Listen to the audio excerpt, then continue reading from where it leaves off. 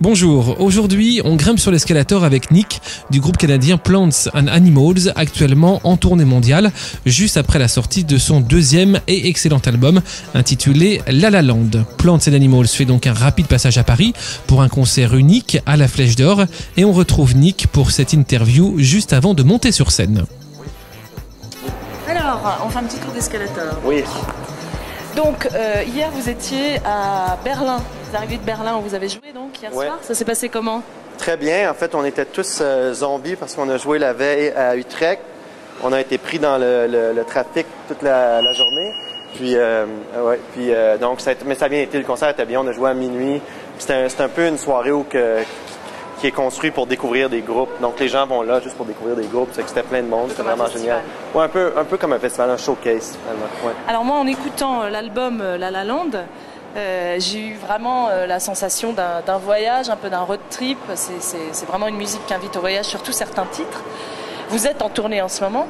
Ouais. Est-ce que la dernière tournée que vous avez faite, en fait, a participé, a inspiré cet album? Est-ce qu'il y a des titres qui sont inscrits pendant qui sont écrits pendant la dernière tournée? Ben, je dirais, on travaille tout le temps sur du matériel, sur la route, mais finalement, on garde jamais rien. Tout se construit quand on est à la maison. Donc, puis on a tourné beaucoup aux États-Unis dans les 2 dernières années, puis la route est très longue d'une ville à l'autre, donc il n'y a pas vraiment beaucoup de temps pour travailler sur de la musique, mais certainement être sur la route, ça inspire, parce qu'on a passé finalement les 2-3 dernières années dans une van, à peu près à voir la vie à travers une van. Donc c'est sûr que la route, les nouveaux endroits qu'on a visités, les gens qu'on a rencontrés ont influencé le disque. On a vraiment cette sensation-là. Je pense oui, particulièrement parce que c'était quelque chose de nouveau dans notre vie. Donc probablement que le prochain va être entre les deux, entre la maison puis la route. Alors il y a un titre dans cet album que j'ai beaucoup aimé qui s'appelle Undone Melody, oui. Qui est très particulier, c'est un peu un ovni parce que je trouve que le style évolue au fur et à mesure de la chanson. C'est quoi ce titre pour vous dans cet album?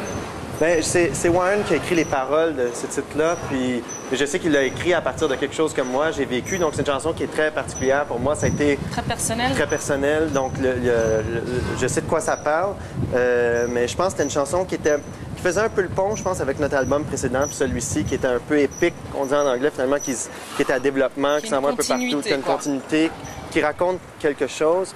Puis c'est une chanson c'est la première chanson qu'on a écrite pour ce nouveau disque, finalement. C'est la première chanson qu'on a enregistrée, la première chanson écrite. Donc c'est vraiment, c'est à mi-chemin entre où on était avant, où on est maintenant, puis probablement où on s'en va. Je vous dirais que c'est peut-être le titre qui est le plus proche de nous, finalement. Alors pour finir, je voulais savoir s'il y a en France un ou une artiste qui vous fait un peu rêver, avec qui vous aimeriez collaborer sur un prochain album. Un artiste français? Je sais pas, en fait. Je connais pas tant que ça. Je sais que j'ai beaucoup aimé.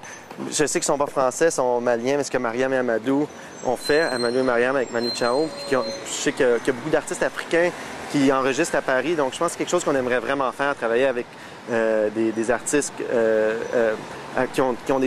dont la musique viennent depuis leur enfance, qui ont construit une identité musicale qui est vraiment propre à eux depuis qu'ils sont petits. Vous aimeriez jouer aussi avec les Gypsy Kings? Oui, les Gypsy Kings, oui, c'est souvent... Ils habitent en France, les Gypsy Kings? Je sais pas trop. Oui, ça serait très drôle, ça. Oui, c'est des guitaristes extraordinaires. Bon, en fait, on a souvent fait cette blague-là, mais sinon, dans les artistes... Oui, c'est ça, je pense des artistes peut-être plus qui viennent d'ailleurs plutôt qu'une musique nord-américaine, quelque chose qui est peut-être une espèce de ressourcement en même temps. Un peu plus exotique. Oui, plus exotique, puis qui nous amène ailleurs, puis qui nous fait jouer autrement, puis c'est pas de la musique... tout encadré comme on fait en Amérique du Nord. Alors, on arrive à la fin de cette interview, donc c'est la chute, c'est-à-dire les 3 questions au choix du cadreur. Ranet, aujourd'hui. Alors, tu as le choix, Nick, entre la question Actu, la question Céline Dion et la question C'est beau la France. Je vais prendre la question Céline Dion, parce que je la connais pas tant que ça. Mais... Alors, il y a une expression québécoise qui dit avoir la mine dans le crayon. Je me suis demandé ce que ça voulait dire. Ça peut dire avoir beaucoup d'énergie. Mais ça peut aussi vouloir dire avoir une libido assez forte chez l'homme, finalement. Être en pleine possession de ses moyens. Donc, ça va dans les deux, mais ça peut aussi vouloir dire qu'on a beaucoup d'énergie. Je ne sais pas comment ça s'applique à Céline Dion, mais c'est un peu notre référence. Oui, c'est ça, mais son conjoint est assez âgé quand même. Je ne sais pas s'il y a beaucoup de mine dans le crayon, finalement. Saint-Angélil. Merci beaucoup d'avoir accepté Merci. l'interview. Merci. À bientôt et puis bonne route. Oui, je vais retourner vers Vers la Flèche d'Or. Flèche d'Or, qui est à 30 minutes d'ici. Bonne soirée. Au revoir.